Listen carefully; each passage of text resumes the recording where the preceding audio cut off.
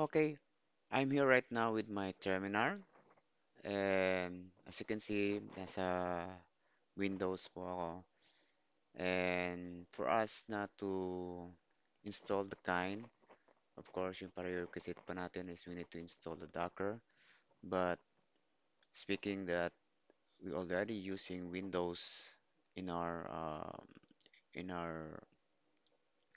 workstation po natin, so probably we need to install only Docker Desktop for us na wala na po tayong gagawing na from the scratch na i-install yung Docker from itself, okay? But if you're going to install a Docker desktop, lahat na pong ang nandoon is nagawa na niya, okay? And even sa pag-login ng account nyo from the Docker Hub, he will already config it on that for us. Okay, and right now, since we're going to install the kind, so we can also check yung ating documentations for installations sa ating kind. And of course, lahat pong makikita po natin dito from installations, from how to do ingress, local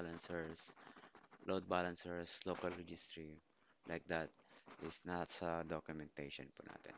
And right now, I'm going to install yung ating uh, ang ating Kubernetes sa Kind. So why we're going to use Kind? Because if you notice na I also created before na environment from my Kubernetes sa Minikube, and I first started create a virtual on that, and then I installed Minikube there. So just imagine yung mga theory po natin, theory natin regarding sa mga what's the advantage sa ating containerization to our BM po natin. It's malaki pong difference because in BM, if you're going to create a BM and install, imagine you install a Kubernetes there, we need to create, we need so much bigger resources on that for us to create a Kubernetes. Kasi imagine, sa Kubernetes pa lang is malaki yung kinakailangan mong requirements for your resources from RAM to processor. But here, sa ating kind po natin, which is, just, in short, is kind, is Kubernetes uh, in Docker, ini-install yung Docker yung Kubernetes natin in the Docker itself sa container natin. Okay? And yeah, so right now, uh, wala natin gagawin ngayon sa installations for Docker because we already installed Docker Desktop. And right now, we're going to install sa Kaya natin. But lahat pong ibabato ko ngayon na mga command here, it's already in our kind po natin, okay? Na documentation, okay? So, first is we need to curl on it, and then we're going to, after installing, downloading on it, we need to create executable on that, and then we move on it sa ating kind po natin, as a user local bin po natin. Okay? Gagawin po natin siyang command. Okay? By moving. So, alam naman ninyo guys, no? Alam naman ninyo kung ano po yung move. So, move the kind that we downloaded to our binary sa user local binary. Okay? And if this all setting this up, so we can check on it kind, so we can already have our kind. Okay, we're going to create a single node in here because, like I said, the title itself sa ating tutorial is Kubernetes in Docker. Okay? But we are using kind here. So as a single node, we're going to create a single node. It's very simple. We have the basic command here, the build, completions, create. Of course, the obvious one that we're going to use is to create a cluster. Okay? Kind, and then create cluster name single node. But of course, I think nagawa ko na siya ngayon. I think it will throw an error, but basically it will show us na it will create for us. Yeah, it's already exists kasi nagawa na nga natin to. So assuming that we created that, I know nasa screen ko ngayon is error, but for you guys right now, following right now sa step ko, it's already done. Okay? Nakarate na po natin. So how we're going to to to check na kung nag nagawa na yung ating cluster, kind cluster clusters, and there you go. We have a single node. Okay? For us to check the configuration of the context, so cube or k.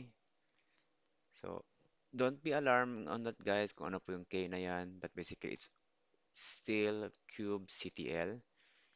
Ginawa ko na siyang shortcut sa aking system. K config and then current context. Okay, and there you go. There you go. And for us to check the node, okay, get nodes. Yan na. Okay? Nagawa na po natin yung single nodes. Right now, how are we going to create a multi-nodes on here? By using Sakai. Of course, very basic. Let's check first anong file natin to be organized. Saan ko ba ilalagay? Okay, sa K8 ko. A8 YAML. Dito ko ilalagay. K, ayaw mo ah. Okay, dito ko ilalagay. Abang mga dito. Okay, so we're going to create, uh, I'll name it VI multi-node node K8 and then cluster YAML. Okay? Ngayon, if you can check sa ating configuration sa ating kind, saan kaya yan? Configuration. Yan. Eto. Sa baba po nito, of course, kailangan natin ito siya guys for minimal configuration. Yan. Then, lalagay natin siya dito. Okay? Tapos, I'm going to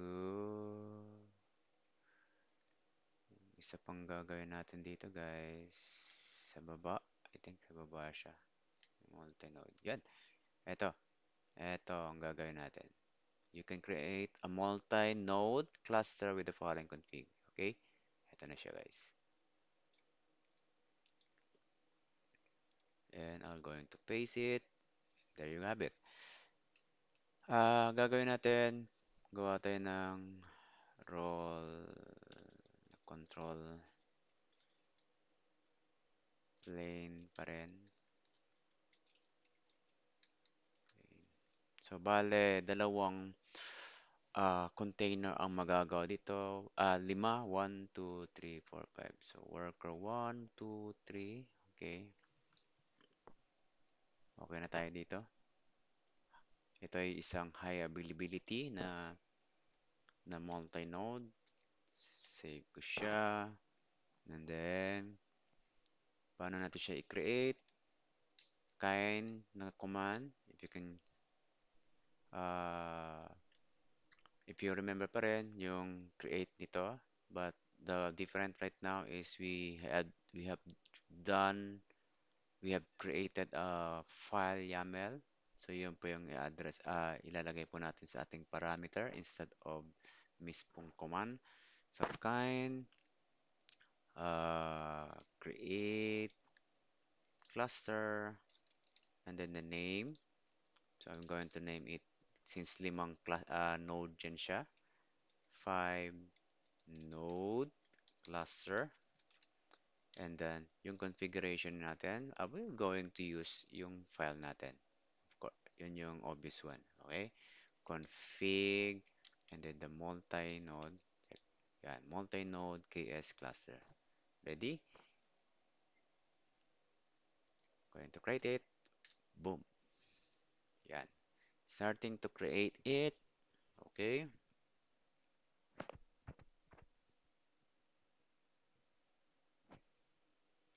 So it takes a few minutes guys because limang gagawin natin for high availability na ah, ginawa nating cluster.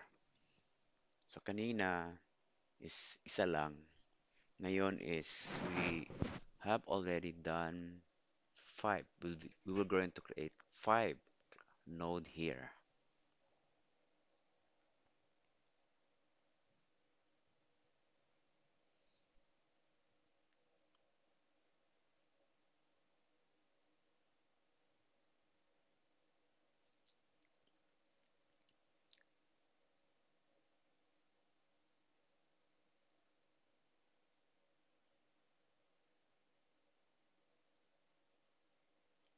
Okay, so joining na niya yung control plane po natin from the different worker nodes.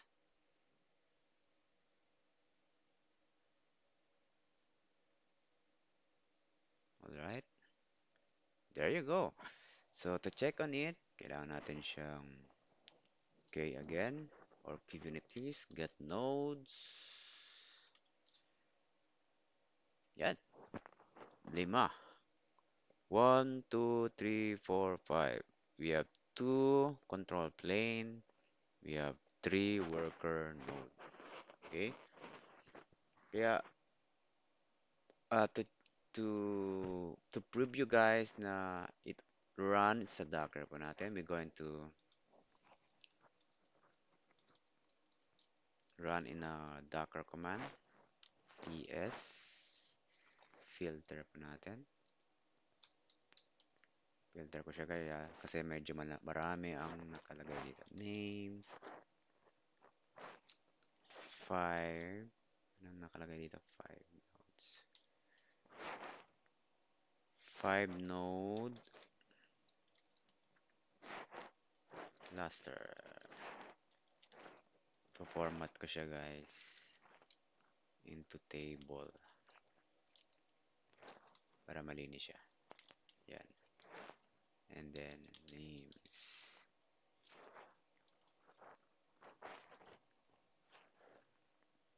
Yan. See? So, same ang nandito ngayon sa get nodes natin and sa Docker. Okay? Pag i-PS natin siya guys.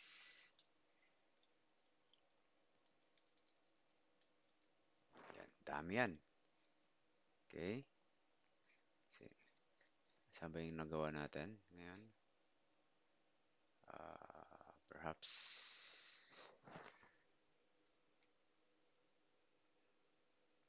kaya ginawa ko na lang siyang filter para makita natin siya guys. But nevertheless, we already created yung ating 5 na works. Okay? So, pero I think nakita naman natin, di ba? Yan. So, how we going to expose yung ating uh, yung application natin, application po natin na i-deploy po natin at expose by you. So we're going to use applications and the server sa ating Nginx. Okay, for example, I'm going to create okay, create deployment Nginx, expose natin port, image, image, and then Nginx. I think we already created. And then, okay, scale natin siya guys. Scale, deployment, replicas natin equal to 3. Okay. Wait. Okay. Walang name natin. Deployment engine X. Replicas. Yan. Then we're going to expose on it.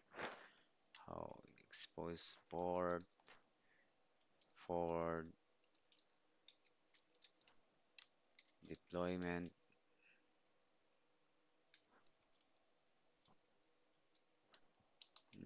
engine X sa 888 na port sa 80. Because I know ang 80 is port natin sa Nginx. Mamas lang natin. Yan.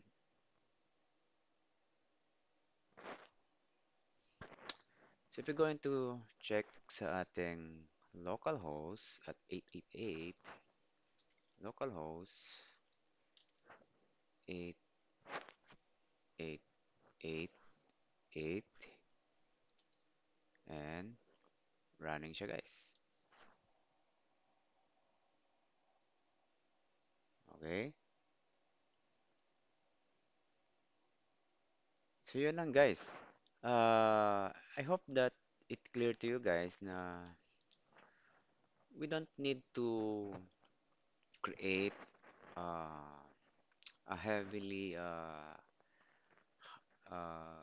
create hungry na resources for us to create on Kubernetes, but we can create our Kubernetes environment by using a container, and that is kind. Okay, to wrap up po natin, so we're going to delete on it sa ating kan natin. So the command pa rin is command is delete. So you can see, ito yung gagamitin ngayon, delete for our cluster. Linisin lang natin guys. Delete cluster name and then single node. Okay, delete na po natin.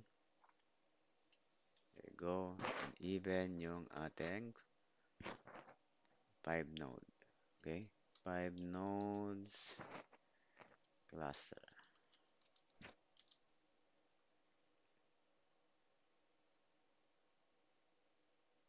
Yan. So, malinis na guys ang ating cluster. Okay? Ganon kadali lang. So, if you're going to polish more your community skills and if you don't have environment, why use kind? So, ngayon, for us na wala na tayong isipin na mga any virtual. Okay? And I think that would be the video. And I hope that this it clear to you guys and it will help to you sa journey nyo in uh, learning Kubernetes. Okay? And yeah, this is the wrap up, and I guess I'll see you in the next video.